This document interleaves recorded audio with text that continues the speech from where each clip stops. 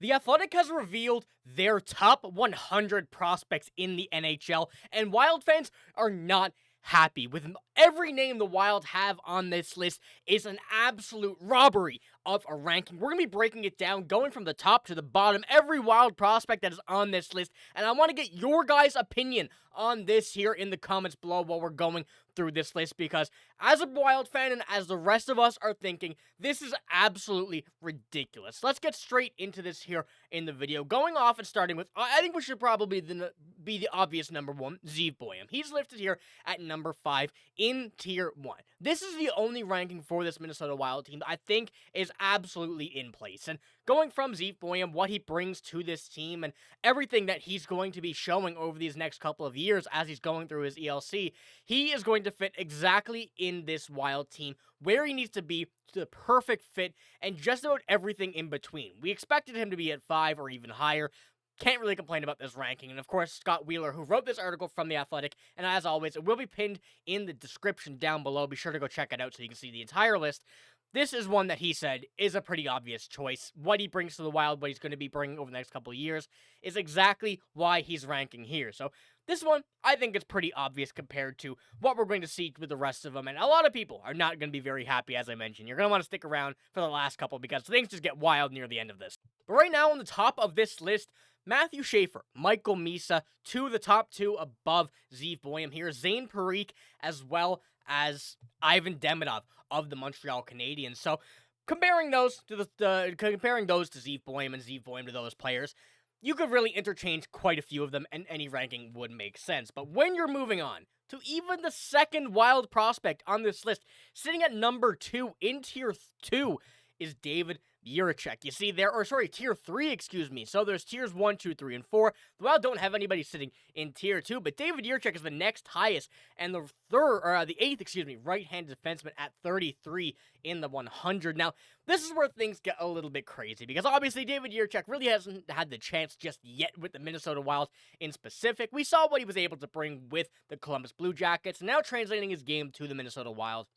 It is too early to really put him at higher than this, but this is quite frankly, still very low compared to what David Jiricek really brings to the table. And we do have some quotes here from Scott Wheeler on these decisions. This is what he had to say about David Jiricek. When Jiricek's timing is on, he's stepping up early to take the ice in the neutral zone. He can really dominate a game on both sides of the puck. He can be really overzealous at times, offensively and defensively, and will occasionally get burnt wide. But that eagerness to make something happen also defines his game, and he's a lot to handle when he builds up a head of steam through his tall crossovers and starts circling the offensive zone to attack. He wants to dictate and influence the game on his terms, rather than for wait to come to him, which he can also come with waiting a little too long and making the decision at the time, but is more often more apparent in quick, aggressive choices. He has a couple of kinks to be ironed out with decision-making and footwork, but the rest is there, and he has legitimate top 4 upside when continued development. And, of course, David Jiricek, as I mentioned, is still very young on this list, and being ranked 33, I'm still calling that a little bit low, but looking at his stats and what he's been able to bring, not just to the Minnesota Wild here and the Iowa Wild in this season, but mainly the Cleveland Monsters and the Columbus Blue Jackets over the past few seasons. That's really all we have to go off so far, with the little bit of time that he spent with the Wild and the Iowa Wild here in this season. So the number 6th overall pick is still ranked pretty low in my opinion, but is definitely one of the earlier picks for this Minnesota Wild team. Now, when it does come down to it, and going over our next name, Danila Yurov is at 37, now Tier 4 as well, and this is one that there's a lot of interesting components to. A lot of people were not really happy with this one in specific. A lot of people kind of agree that it makes sense, and I'm somewhere in the middle of this, because when we do take a look at Danila Yurov, of course, you'll probably just notice what we saw there, the next one, but when we do go take a look at what Scott Wheeler had to say on Danila Yurov, things are getting a bit interesting here as well. He says, young players are often either advanced in the way they operate on the ice, but the lack of high-end skill to make the most out of it, or have the skill in spades but struggle to use it because they aren't processing the game fast enough. Yurov doesn't have any problem on either front. He may not become a true star, but he has top 6 tools, and his odds of really hitting relatives to where he was picked feels pretty good and pretty high. His successful move to the middle is huge. I like him as a center a lot.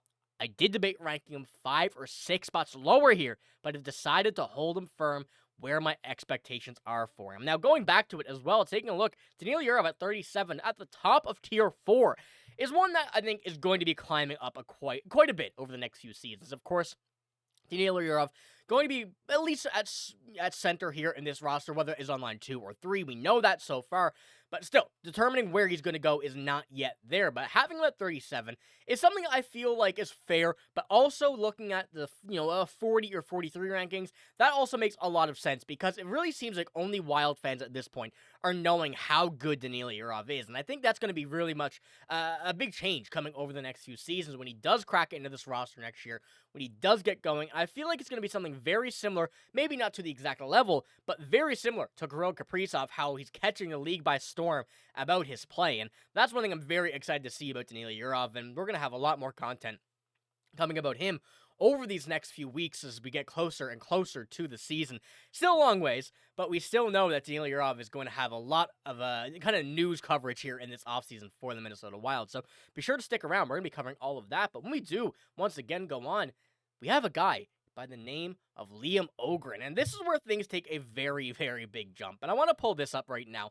At 79, the beginning of Tier 5 as well, this is one that I'm really not happy with. Of course, the prospects that you're ranking around him, still very, very good. And as I mentioned, go check out this article because it also takes into consideration who they're around, kind of being able to compare them that way, rather than just having it on a 1 to 100 list. But Liam Ohgren, someone who's been in the NHL for a little bit now, a 2022 draft pick, is someone that is not really been given the short end of the stick here. He's one that is going to be a much better player than what it comes out to be. And as you probably saw a minute ago, putting his stats into comparison to what we saw this year, you can't really blame him at being for 79. It's nothing that he can do. He has just not yet cracked an NHL roster, and going back to the 23-24 season, only playing 7 games total between Iowa and Minnesota, while also being with Fargestad in the SHL. Putting that in comparison now until this last season really doesn't help his case, but this is one where next year, when he does crack the NHL roster eventually, and hopefully we do see that with a very, very, very busy offense that's going to be on that side, he's going to be changing this roster up once again, or changing this rankings up once again, because obviously 79 for Liam Ohgren is just way too low. I'm being completely honest. I think he's a much better player than 79th overall prospect who was drafted in the NHL, and I want to know what you guys think about this one in specific. This one just seems really off the board for me, especially considering the lack of, I guess, ability he's been able to show to get to that point thus far. I understand putting him in around there with no experience, very little experience, I should say, in the NHL, but still, we see a lot of potential in him, and a very interesting, once again, quote coming out here from Scott Wheeler about Liam Ohgren. He says, Ohgren could use another step. I always thought he might have a chance to be like Brock Besser if things break up, or things break well, but he could end up as more of a bottom sixer if they don't. But I don't think his skating is an impediment from having a good career, as at least a complimentary third liner. So even Scott Wheeler, calling this a third line player, and I just don't see it. That one really not too fond there, but I do understand why you're putting him there at this very moment, specifically because of what he's done so far for the Wild, which is not too much due to him only being in his second year last season with a lot of up and down and a lot of roster movement. But we're going to move on to our final one here, which is another one, of course, that is a very interesting kind of look here when we do go take a look to it. Not another player now, but comparing all of these players to the roster. Now, looking at how this is really built out from top to bottom, we know that we have a lot of older talent in the bottom six here. Tarasenko being one, Nico Sturm being one that were added, Yakov Trenin, Marcus Foligno, Ryan Hartman, and Vinny Histroza here in the bottom six. You expect a few of these players to be able to crack into the lineup that we spoke about here today. Of course, Danila Yurov is not here. Liam Ohgren is not here. Riley Heidt is listed at 100. He is not here. But highlighting those that I thought were really not being able to, earn a spot just now, and having that comparing to the rankings is going to be a big challenge for a lot of players that were in this ranking next season to be able to crack it.